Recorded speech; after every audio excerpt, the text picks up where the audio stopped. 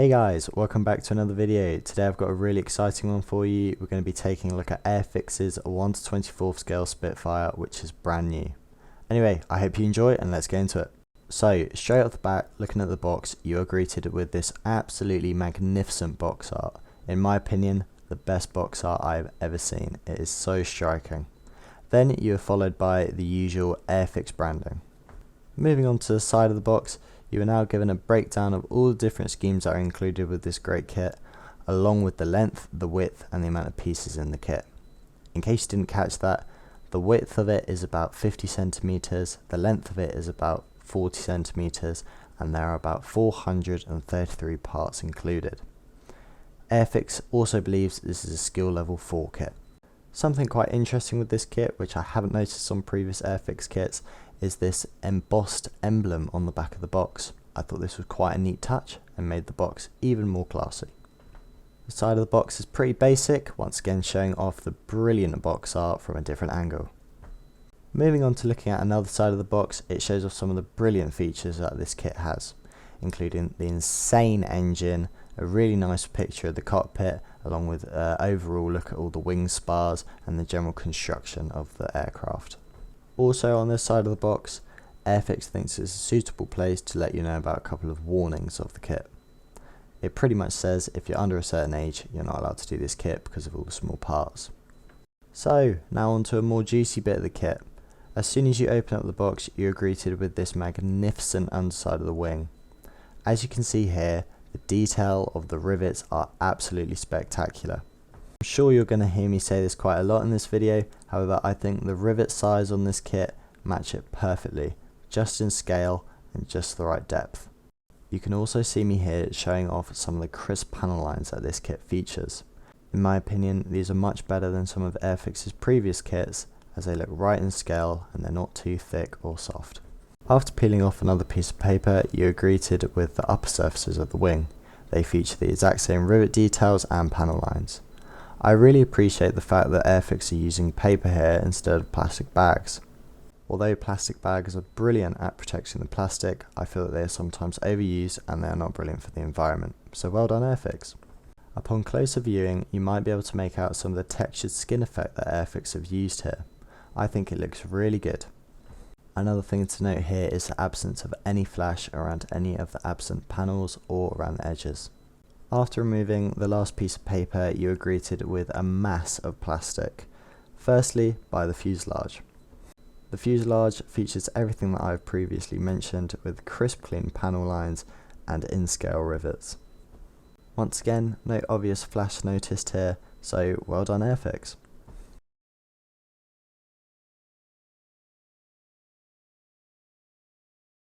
Now having a look on the interior of the fuselage, you can see quite a few ejector pin marks. However, from what I can make out, I think these have all been placed very smartly and out of view when assembled. It's thoughts like this which makes it look to be a really promising kit in my opinion. As I'm opting to build my Spitfire with the engine on display, I won't be having to use a cowling, but it's a really nice piece anyway.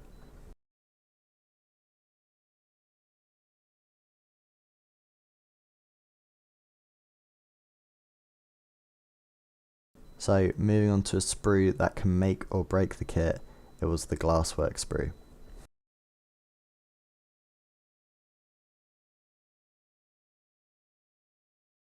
So let's start by looking at the control panel. I think all these details are more than adequate for the scale, and I think they will paint up really nicely. The piece on the right also features some really nice raised detail.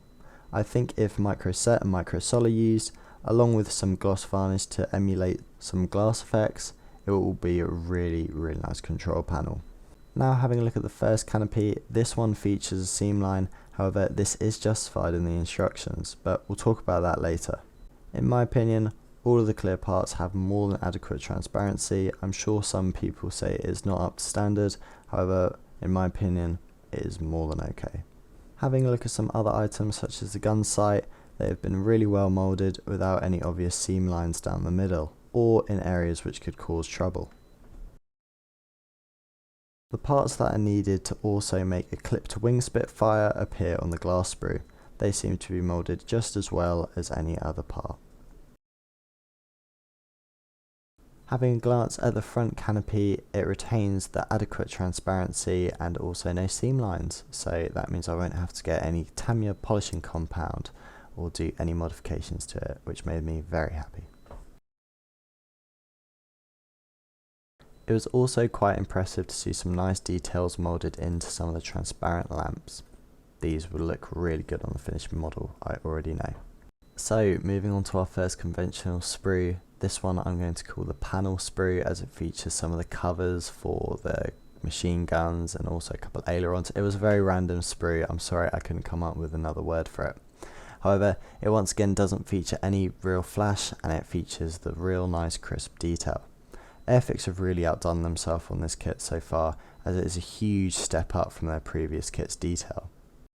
The only issues I could find on it was the occasional really small bit of flash, which can be easily scraped off with a fresh X-Acto blade. Here you can see me looking at some of the cannons. These did have a seam line along the side of them, but once again this is a really quick and easy fix which won't ruin anyone's build. Looking at the wing tips, they do seem to be moulded in two parts which will need to be stuck together. I was a little bit disappointed by this, as I feel that Airfix could have probably moulded them in one part. Nonetheless, I won't let this bring me down or bring the kit down. You might be able to see a couple splodges of what seems to be an oil or a substance there. This wasn't on the kit, I'm pretty sure this is just my hands. I probably should have worn gloves. Moving on to the next sprue, this seems to be the sprue which features all of the wing spars and also some of the ammunition, as you can see here. The ammunition is really crisply moulded, and with a bit of gold, I think it will paint up really nicely. I was very interested to see what the guns were going to look like on this kit, as I already knew from as soon as I saw it that I was going to have the gun doors and gun bays open. I was pleasantly surprised to see that they are moulded very nicely. You might have seen me pointing out the only big major bit of flash which I found on the kit. Although it is quite a big piece of flash, it hasn't deformed my piece, so I was more than happy to just clean it up. So maybe now it's a good time to mention the plastic in this kit. Although I'm not too sure, as I haven't cut any of the pieces out, the plastic seems to be a bit harder than most of Airfix's previous builds. I don't think this is a bad thing, and if anything, it's a good thing. Moving on to the next sprue, which is the Cockpit sprue. You might have seen me point out in the previous clip that there was a piece loose in this bag. So if you do get this kit, just be careful to look out for any pieces which might be loose. This does however apply to every single kit. I don't think this was Airfix's fault that the piece was loose. I think this could have happened for any kit. I know in my case that it's happened with both Revel and Tamiya. So talking a little bit about the cockpit, the only criticism I do have is the fact that the holes aren't drilled the whole way through like on the original aircraft. So that might have to be a little modification that I'll have to make. Other than that, I was more than satisfied with all of the cockpit details. Do keep in mind that with everything that I'm saying, you have to take a little bit with a pinch of salt, as opinions are subjective when it comes to kits. Some people may think the detail is good, some people may think the detail is bad. It's all personal preference. Speaking of personal preference, the piece that I previously just viewed I thought was moulded really well, and it looks really realistic. Sometimes manufacturers don't manage to capture the curves and shapes that actual objects do have. It was an interesting touch for Airfix to provide a moulded plastic seatbelt. I think this looks pretty good, maybe a little bit on the cumbersome side. On the other end of the spectrum, I thought this control stick was absolutely brilliantly moulded and not on the thick side at all.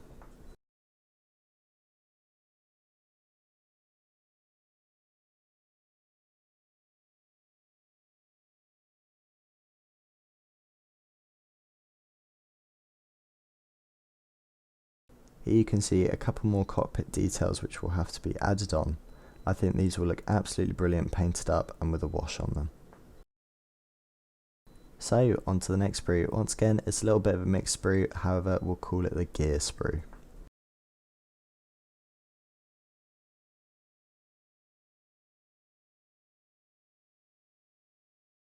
So looking at the tyres, I thought this was a brilliant touch to add the tyre manufacturer onto it. It's something which I've never seen been done before, and I think it's been carried out flawlessly.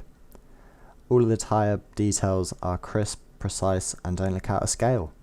which is an achievement in itself as sometimes tyres can look out of proportion. So I'm pretty sure now is quite a good time to mention that I'm pretty sure that all of the sprues have been printed out of recycled plastic. If I am right, once again, well done to Airfix for thinking about the environment in their future products. So having a look at the landing gear legs, I think it could be a good idea to add a few hydraulic lines, and also they have the same issue that the cannons had. It's not a vital issue, but it's an issue that there is a little bit of a seam line that runs down them. This can be very easily scraped away though with a fresh X-Acto blade.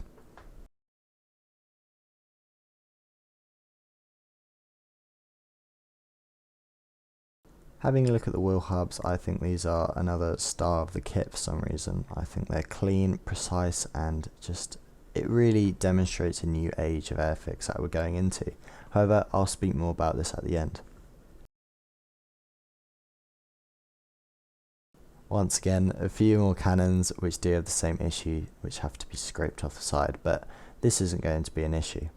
If it is an issue, I'll make sure to tell you about it in the build video, which will be coming soon. So if you haven't subscribed, be sure to subscribe to make sure that you don't miss out on this build video and also any future build videos that I plan on doing. So the penultimate sprue was the engine sprue, and wow, there was some incredible detail on this sprue. The engine blocks just look brilliant, and I was getting so excited to think what they're going to look like when it was all built up. The bracing or support for the engine also looks really nicely moulded, with lots of little rivets and hinges all moulded into it. Although Airfix did provide a couple of really nice looking tubes and pipes for the engine, I don't think it would be a bad idea or cause any harm if I am going to add maybe a couple of wires just to spice up the engine a little bit more. I'd say here's a good example of a new age for Airfix's plastic, as in previous kits their plastic was soft and all these ultra thin parts, in my opinion, I think would have snapped off, or at least wouldn't have had such good detail.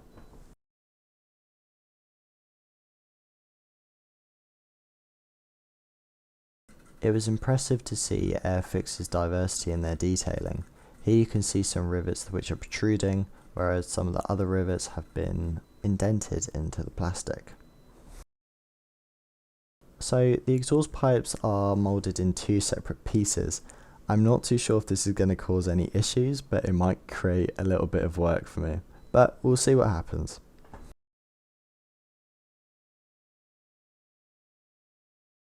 So, on to another sprue. We'll call this one the tail sprue. The tail sprue features all of the brilliant features which I've been going on about for the last 10 minutes. Clean, crisp, hassle-free, and in scale. Absolutely brilliant. It seems Airfix also gives you different options for the tail that you'd like to use, which is a nice touch.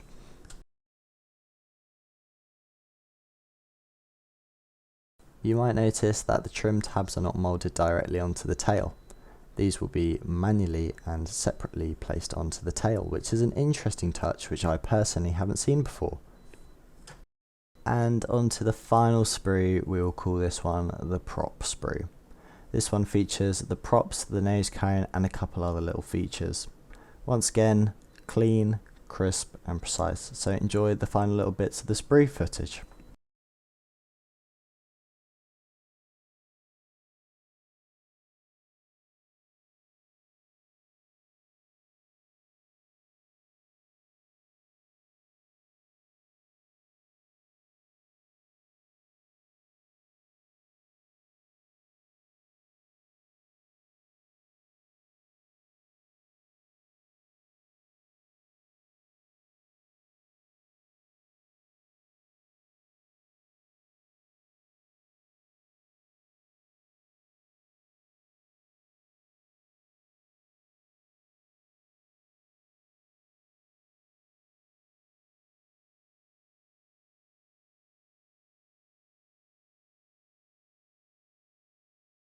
So moving on to the instructions. I'm not going to spend too much time talking about the instructions, as I feel everyone has a way of building a model and instructions are only there as a reference. Every model is different, everyone's going to have a different way of attacking and building a model. So I'm not going to spend ages looking at the model, but generally if you are someone who does follow the instructions very strictly, the instructions are brilliant, they're concise, they've got nice colours, it's really easy to read, and you're not going to run into any issues at all.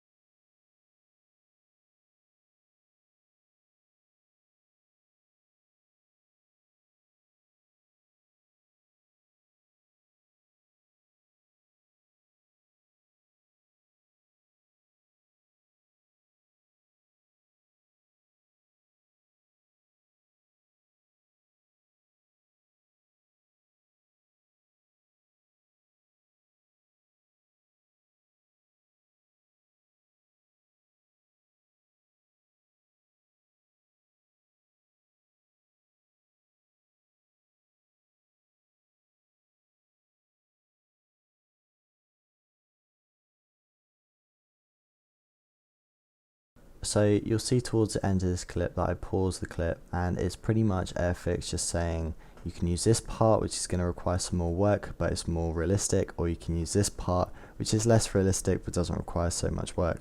I think this is a brilliant feature and it really shows how much Airfix is thinking about the modeler. So moving on to the decals, they are what as you would expect from a normal Airfix kit. The colours are vibrant and they look to be nice and glossy. You'll see as I keep on moving up that they've done a really nice job on the lettering of not using too much carrier film. This will really reduce the effect of silvering that there might be. I personally really like this, as in my previous build, the Tamiya P47, I had to manually cut out all of them really close to each other. So the fact that Airfix are thinking about this really shows another level of appreciation for the modeler.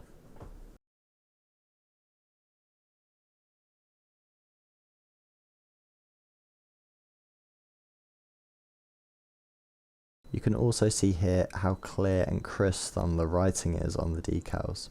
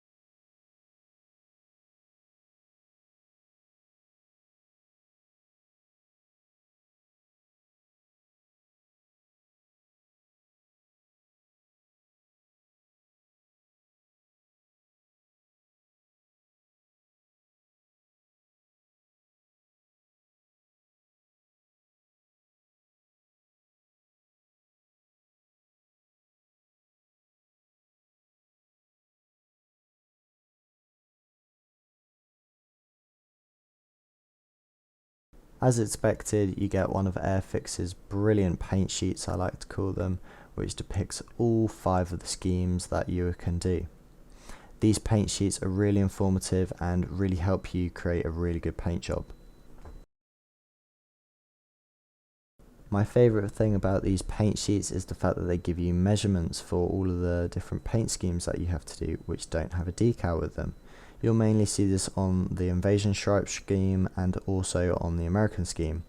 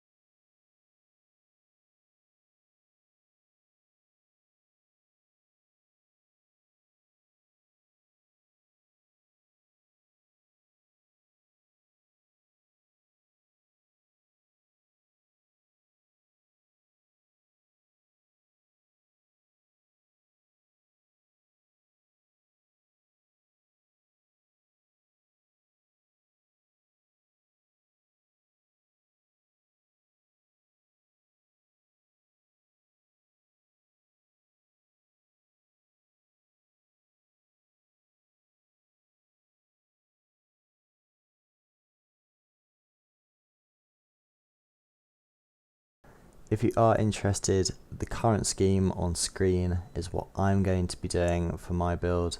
If you are interested, do make sure that you're subscribed, as that video will be coming out as soon as I physically can make this kit.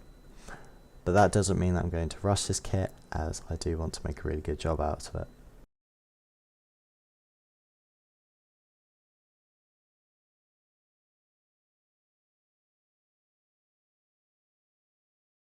Here you can see what I mentioned earlier with the fact that Airfix gives you all the measurements for the invasion stripes. I think this is really helpful and a really nice touch.